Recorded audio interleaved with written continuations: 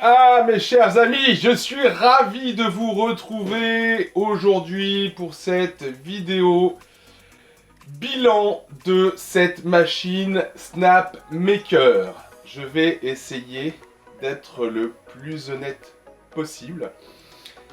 On me l'a offerte, hein, donc ce n'est pas un partenariat, ce n'est pas un placement de produit. Et tout ça, c'est vraiment quelque chose qui vient de moi. Mon ressenti personnel suite à mes différents essais. Alors, il y a beaucoup de choses à dire sur cette machine. On va commencer par les points positifs. Comme vous avez pu le constater au niveau des impressions 3D. Au niveau des impressions 3D, c'est propre. Là-dessus, je ne dis pas le contraire. C'est une machine qui fait son taf. Là-dessus, pas de problème. Vous avez vu d'ailleurs dans la vidéo concernant ça. Je vous mettrai le lien juste au-dessus. N'hésitez pas à aller la voir. Ensuite, sur la vidéo gravure laser. Eh ben, c'est plutôt correct. Après, je pense que c'est moi qui ai mal fait certains réglages. Peut-être trop rapide aussi par rapport à la vitesse du laser. Donc voilà, mais ça reste quelque chose de plutôt propre. Et voilà. Au niveau de la CNC, bah, vous avez vu dans la vidéo de la semaine dernière, c'est pareil, c'est propre, on sait ce qu'on peut faire avec, on sait ce qu'on ne peut pas faire avec. Voilà, donc ça, je parle de ces parties-là, donc c'est plutôt, on va dire, positif. Le côté positif sur la machine en elle-même. Alors, les côtés positifs de cette machine, c'est quand même une machine. Hop, je la mets devant moi. Donc c'est une machine qui est belle. Faut dire ce qui est. Esthétiquement parlant, c'est complètement atypique en termes de machine, de structure et tout ça. On retrouve un peu, moi ça me fait penser en beaucoup plus joli et en beaucoup plus fin, une concurrente indirecte, hein, indirectement parce que c'est pas la même marque. Mais ça ressemble un petit peu à la Wanao i3 mini. Voilà, avec son bras, la tête qui se trouve sur le bras, une petite structure là, voilà. Alors en soi, donc, on est vraiment sur un mélange d'aluminium, c'est propre, il y a du RJ45, les ventilateurs font le taf sur tous les éléments, là-dessus pas de soucis. On est vraiment sur quelque chose de simple d'utiliser, enfin simple à monter, simple à démonter, simple à entretenir. Au niveau des notices d'utilisation, c'est parfait. Honnêtement, là-dessus, j'ai vraiment rien à dire. Si vous savez faire du mécano, concrètement, ça, c'est vraiment simple à monter. Les notices sont même mieux faites que celles d'IKEA. Pour ceux qui ont déjà monté des meubles IKEA, tout est en couleur, c'est propre. Là-dessus, pas de souci. Là, j'ai vraiment aucun reproche à faire, structurellement parlant, par rapport à cette machine. Au niveau de ce qu'ils fournissent dans le pack, je trouve ça hyper intelligent parce que vous avez un Bultac supplémentaire. Bah, c'est pas négligeable, c'est quand même cool quoi. Ça veut dire que ça vous évite d'aller sur les sites à droite à gauche pour en retrouver. Donc là-dessus, ils sont hyper intelligents.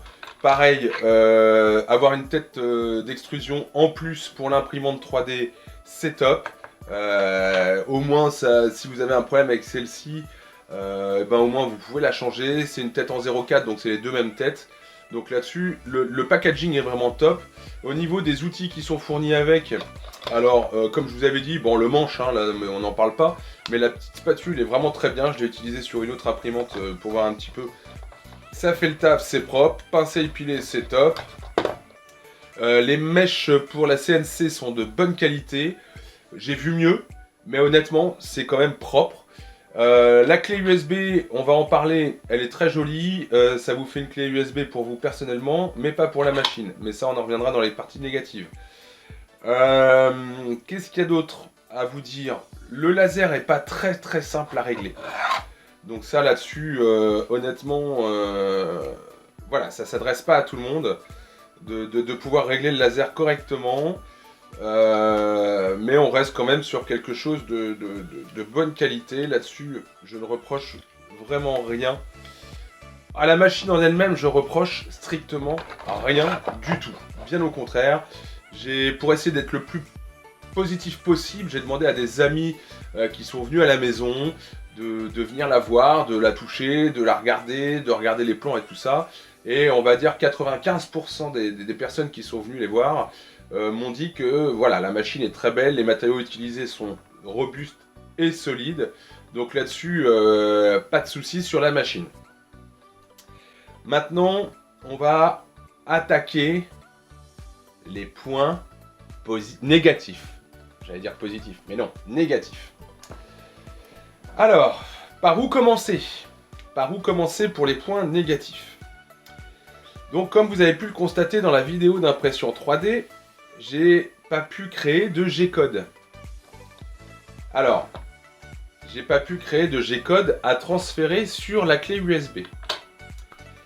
Pourquoi? Bah parce que leur logiciel c'est de la merde. Faut être très clair. En fait, le logiciel n'est pas fait pour être utilisé par des débutants. Concrètement, si vous n'avez jamais fait d'impression 3D dans votre vie, concrètement, le logiciel est ingérable. Faut être très clair. C'est très compliqué. Pourquoi? J'ai écrit à Snapmaker, j'ai eu une réponse où ils ont noyé le poisson dans l'eau, concrètement. Pourquoi? Alors, en fait, on vous garantit que le logiciel est simple d'utilisation, qu'il suffit de transférer sur clé USB, de mettre dans la machine, et c'est parti mon kiki, que ça soit pour la CNC, le laser ou l'impression 3D. Or, c'est faux. C'est-à-dire qu'en fait, vous êtes obligé d'utiliser votre logiciel de A jusqu'à Z en le connectant à votre machine. Oui, c'est pour ça que le câble, je l'avais défait, c'est que vous êtes obligé d'avoir votre ordinateur à côté de la machine pour pouvoir utiliser et l'impression 3D, et la gravure laser, et la CNC.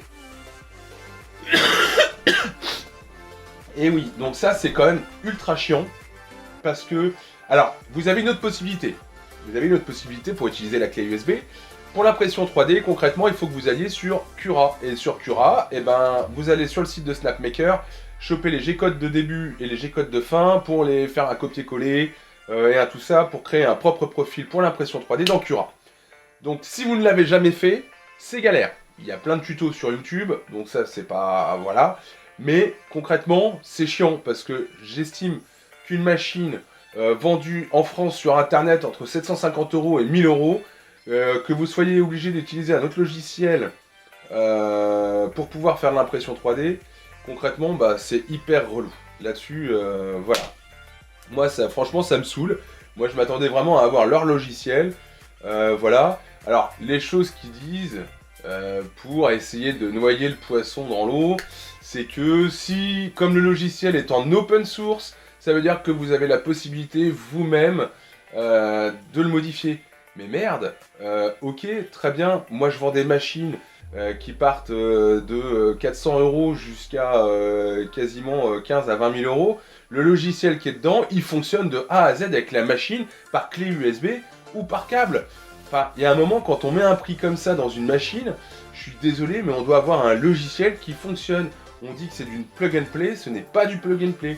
Plug and play, c'est vous prenez votre logiciel, vous mettez sur ce que vous devez imprimer ou graver ou tout ça sur votre logiciel, transférez sur clé USB, vous mettez votre clé USB, vous appuyez sur play et ça roule.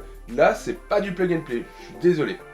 Pour la partie CNC et gravure laser, encore pire, il faut aller sur Fusion 360 ou GrabCAD ou je sais plus quel autre logiciel, créer des profils, créer des ajouts de matériel pour pouvoir rentrer les bonnes mèches et tout ça sur Fusion 360 et ainsi de suite. Donc ça ne s'adresse pas à un novice, concrètement. Et pareil, si vous voulez pas faire Fusion 360, vous devez utiliser leur logiciel, mais toujours connecté à votre ordinateur. Donc derrière, ça veut dire quoi? Bah, ça veut dire qu'en fait, bah, vous avez et votre ordinateur, l'imprimante, enfin, cette machine qui ponctionne de l'électricité constamment quand vous allez l'utiliser, ce qui est tout à fait normal. Mais en plus, vous allez brancher votre PC portable ou PC fixe à votre machine, donc il faut le laisser allumer avec le logiciel pour ensuite derrière faire de la CNC ou de l'impression, enfin ou de la gravure laser. Donc là vous imaginez, j'ai fait 33 heures où mon ordinateur était connecté à la machine. Donc d'une, avec la poussière de la CNC, votre PC il en prend un coup. Donc là en plus, quand on voit le câble, on a 1 mètre. Donc, voilà. Donc je trouve ça un peu abusé, honnêtement. C'est... Voilà, alors quand ils vous disent oui, c'est de l'open source, mais merde, vos pubs, c'est fait pour machines débutantes, celle-ci, pour novices et tout. Alors que là, c'est vraiment pas le cas. Donc je trouve ça vraiment dommage d'avoir un logiciel fourni, mais qui ne fait pas le taf comme convenu. Donc il faut avoir un PC qui ne craint rien dans votre atelier. Et voilà, parce que c'est vrai qu'elle fait du bruit, c'est vrai qu'elle envoie de la poussière partout. C'est pour la CNC, mais ce qui est normal, hein, je ne dis pas le contraire pour la CNC. Je sais qu'une CNC fait de la poussière. Donc voilà, mais moi je trouve ça juste dommage, voilà, d'avoir un prix aussi élevé et de ne pas avoir un logiciel qui fonctionne convenablement. Voilà, c'est mon avis, moi je vous dis ce qu'il en est, mais ça, une personne demain me téléphone et me dit Pierrot, je vais acheter une machine qui soit simple d'utilisation et tout ça, j'ai jamais fait d'impression 3D, de gravure laser et tout, bah je lui recommanderais pas celle-ci. Je suis désolé de le dire, mais concrètement, non. Nope. Voilà. Ensuite, au niveau de la CNC, donc comme je vous ai dit, elle fait beaucoup de poussière. Pas possibilité de mettre un aspirateur, enfin une tête d'aspirateur ou un truc comme ça parce que bah, c'est difficile à gérer en soi. Le plateau il avance et il recule. La tête elle monte, elle descend, elle va à droite, elle va à gauche. Donc c'est très difficile d'avoir un système d'aspiration pour la poussière. Donc bah, la machine elle est pleine de poussière, hein, je vous le prouve. Hein, là je ne l'ai pas nettoyé, j'ai encore vous voyez, plein de poussière dessus. Mon ordinateur, je l'ai nettoyé pour le coup parce que lui, avec la ventilation, il a aspiré un maximum de poussière. J'ai à peu près fait le ménage aussi ici parce qu'il y en avait un peu partout, malheureusement, bien que je vois que là il y en a encore un peu. Et l'autre truc aussi, bah, c'est que vous en avez. Hop, on va faire ça, comme ça, ici. Et en fait, la poussière, bah, elle va dans les axes ici, à l'intérieur. Donc quand vous passez l'aspirateur, bah en fait, il faut que vous tapiez ici pour faire tomber la poussière et que ça aille dans le coin ici et essayer de l'aspirer comme vous pouvez. Donc, c'est pas... Voilà. C'est sympa, mais voilà. Moi, ça me fait un peu chier. Voilà, parce que la conception est bonne, l'engin est bon, mais il y a ces petits défauts qui sont là. Le bruit, j'en parle même pas. Donc n'essayez même pas de faire une CNC dans votre chambre, tout ça, parce que sinon vous n'allez pas dormir concrètement. Moi j'ai ma femme, je vous dis, la chambre elle doit être à quoi, 15 mètres, sachant que je suis dans le grenier, et il y a une chambre, deux chambres, trois chambres, quatrième chambre, donc elle est vraiment, ouais c'est à 15 mètres, il y a des murs quand même, et ben on entend quand même la CNC, donc mine de rien ça fait quand même un sacré bruit quoi. Donc voilà. Donc voilà pour le point négatif. Point négatif aussi pour moi, c'est la taille d'impression. C'est la taille. Alors, on peut faire plein de petites pièces avec l'impression 3D. À la rigueur, on peut se débrouiller à faire des découpes et tout ça. Maintenant, c'est vrai que je trouve ça dommage pour la CNC et gravure laser. Bah, en fait, ça vous laisse que des petits supports à faire, quoi. Que des petites choses à faire. Vous voyez, moi, ça, c'est le maximum que je puisse faire en taille pour la CNC. Ça représente, bah c'est simple, j'ai mon réglé qui est juste là, tac, donc vous voyez je peux 8, 7, vous voyez donc 8 cm sur 7 cm, bah je peux graver, je peux utiliser la CNC que sur ça, donc c'est un peu dommage de voilà, au niveau de la taille, moi c'est le volume en fait qui est là, qu'on peut faire, et ça c'est quasiment la taille maximum qu'on puisse faire. Alors après, je pense qu'on peut passer sur quelque chose de plus épais. Maintenant, il faut voir en fonction de la hauteur de la mèche, enfin la longueur de la mèche, et puis on peut changer les vis pour effectivement mettre un support plus épais. Mais là, je suis sur un support de quasiment 19 mm d'épaisseur. Hop, je reprends correctement. Ouais, c'est ça. Donc c'est pas mal, je dis pas le contraire, mais voilà, moi je trouve ça fort dommage qu'une machine comme ça soit catastrophique. Enfin, soit imprime au niveau, enfin vous voyez ce que je veux dire, le volume de cette machine. Une chose aussi, lunettes laser, je les déconseille fortement.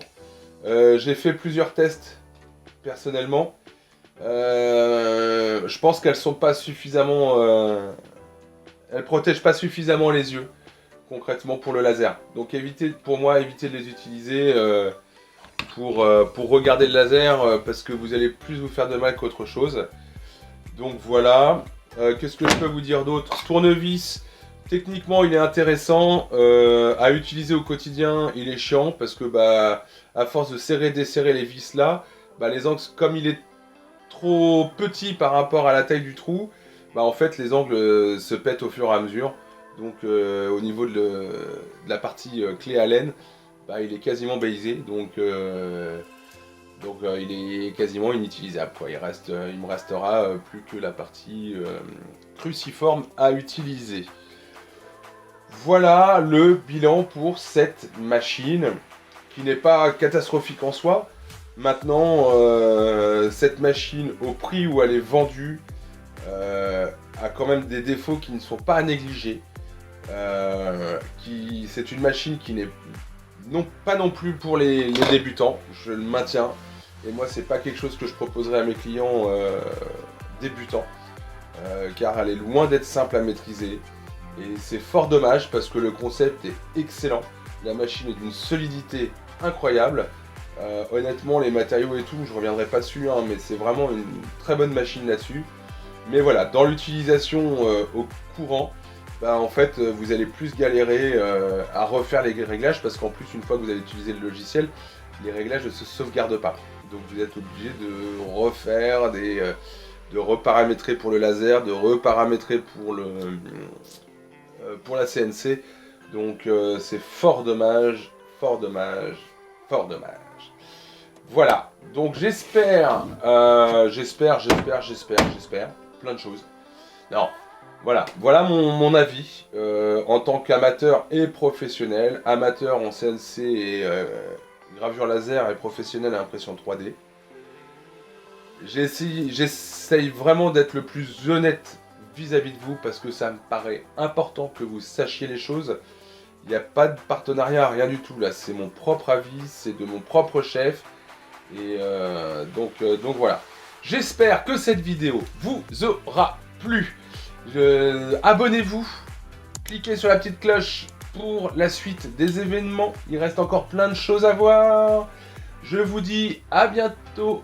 Prenez soin de vous. Allez, ciao, bonsoir.